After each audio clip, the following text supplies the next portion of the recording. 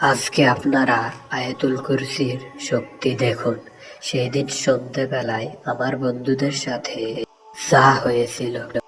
এই বন্ধু, আয়াতুল কুরসি পাঠ করে নে, কারণ সামনের রোডগুলাতে ভূত প্রেতে ভরা। কখন কি হয়ে যায় বলা যায় না। এই বন্ধু, তাড়াতাড়ি গাড়ি চালা, আমার ভয় করছে।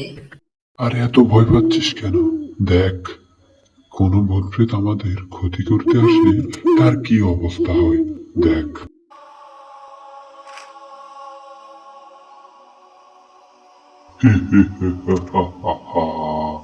আজকে তোদেরকে আমার হাত থেকে কে বাঁচাবে?